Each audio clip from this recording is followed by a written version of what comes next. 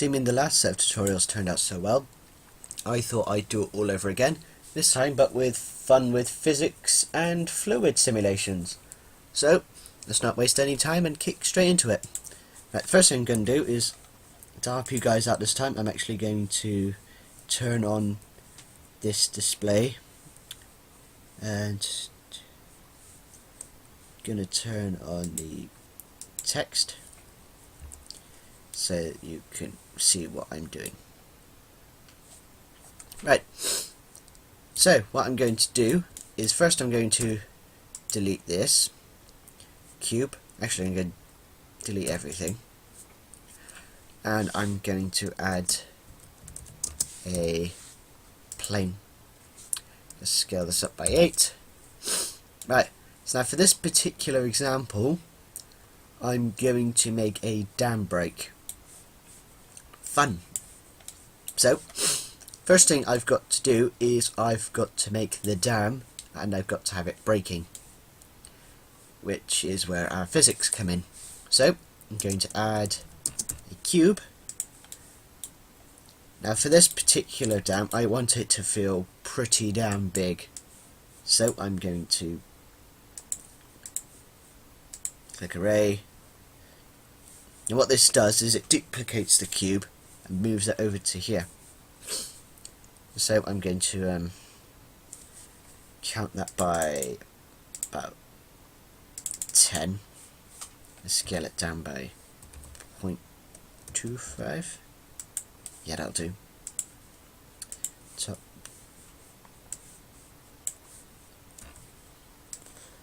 Move that back a bit. There we go.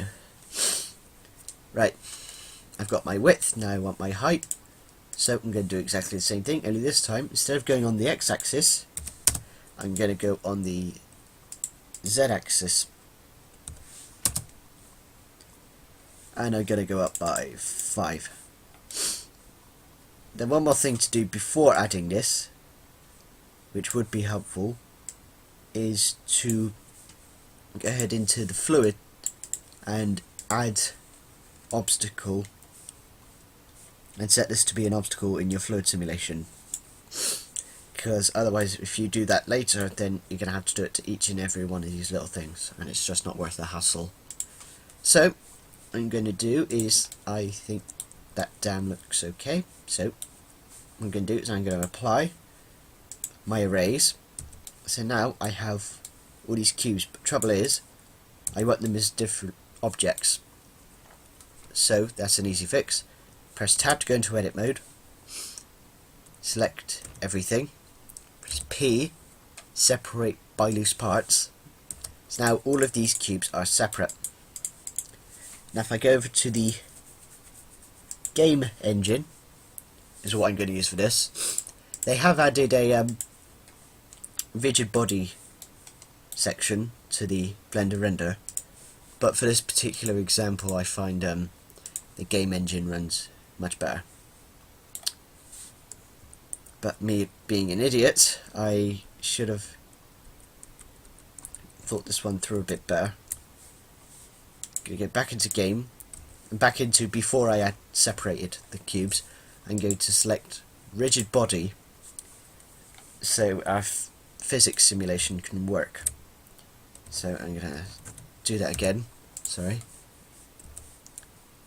Right, so now that they're all different cubes, I'm going to press P to play this simulation, and as we can see it goes horribly wrong.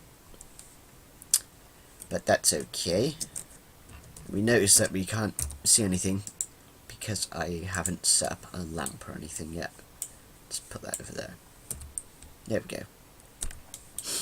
That's an easy fix as well. All we got to do is, because all of these origins are towards this point, just need to have them, set them to have their own origin, which is pretty easy. All I've got to do is just B to box select all of these cubes, hit over to here to set origin, origin to geometry, and we now have these little rings around it, which is fine. Now when I press P, it's a free standing structure until it falls down, which is fine because by the time it goes over, we should have it breaking anyway. So to have it breaking, I'm going to have a lot of fun here and add a UV sphere. Gonna move it up a bit, scale it up a bit, move it up a bit, add a rigid body. Now when I press P, this sphere comes down and breaks the dam. But I don't want it to break like that. I want it to appear that the water is coming out of the dam, like that. The water's just bust through it. So I'm going to move this back a bit, go down here to open up a new thing, gonna go to Logic Editor, add a sensor always, which means it's constantly going to do it. I'm going to add a motion, compare scale in a bit, and I want the location to be Y by about -2. Now we join these up quickly. It's added another sensor in there, which is fine. Now when we play it, oop, that was a bit fast. So -0.5. Try that. Move that back a bit. P, and as we can see, it does that. But as we can see, it moves way too fast. So I think we go linear vortex. That's what it was. It wasn't location. I apologise. So we go -2. Try that this time. There we go. But it doesn't reach the time, so let's just move closer. And boom, our dam breaks. But as we can see, our dam doesn't break as we want it because it comes out on the side. That's an easy fix. All we've got to do is we go into edit mode of this plane. Sorry, move that down a bit. Top view. Edit to deselect all vertices. Control R to add an edge loop.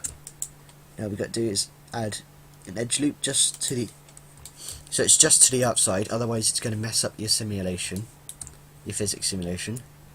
Add another loop cut just outside again. Add another edge loop cut just in front of the dam, like that. Now with the faces selected, I'm going to select these two faces. I'm going to extrude them until they come up just above the dam, like that. So now, when we play the simulation, boom, it all comes down nicely. But not quite as I want it. So what I'm going to do is I'm going to move this up a bit, and I'm going to go back into Logic Editor, and I'm going to put the linear vortex as Z axis about -0.5.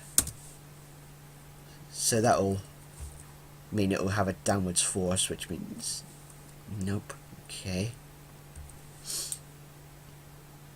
I'm going to try something different here.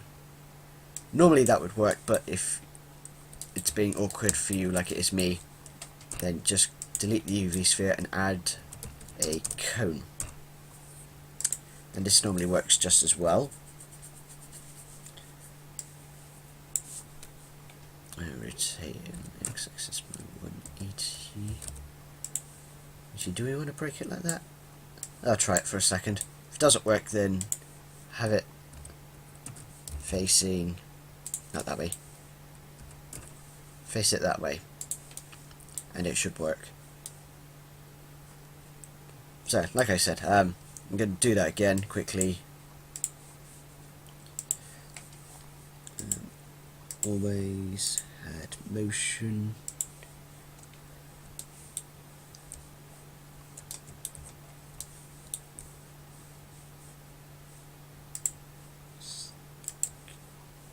No, characteristics.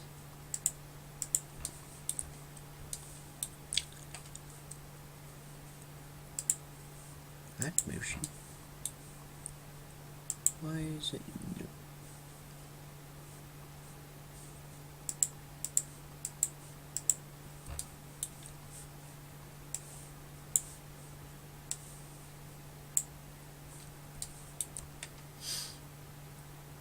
Okay. Alright,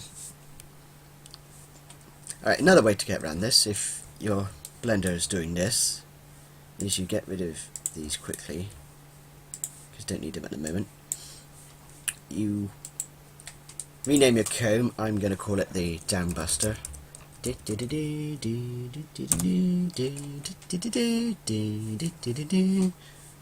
Oh come on, don't tell me you weren't thinking the same thing as well. Let's scale up my Downbuster and move it back, and I'm going to insert a keyframe, and I'm going to go back forward about 60 frames and put it to the other side of the dam and down a bit, so it should now go across my path like that, break my dam like it should. Oops. I'm going to go back to frame 1 for that slight adjustment. There we go. Anyway, we go back into Logic Editor for this one, and we want to add an always sensor, and instead of motion we want to add an action and add our Downbuster action.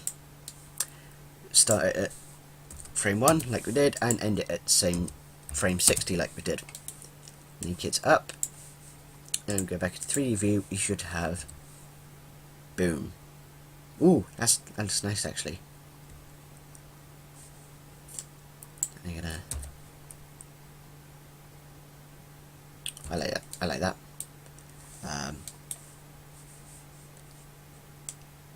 I'll fiddle about with it quickly. Go to front view quickly. Skin sets.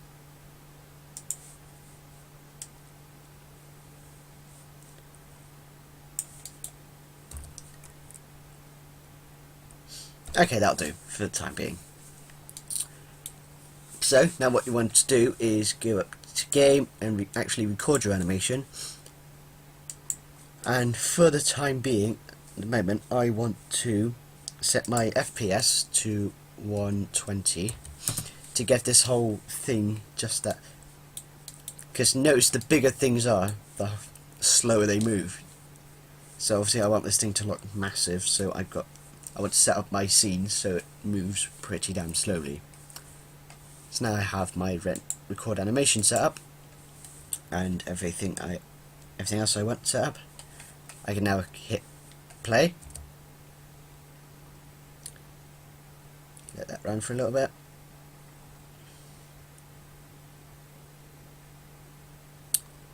There we go, that should be enough. Now if we go back to Blender Render, we can now see we have all these little yellow lines, which is good.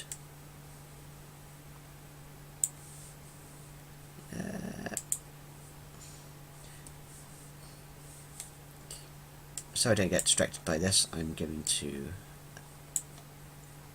get rid of it quickly, and get rid of camera view as well, so you don't confuse yourself.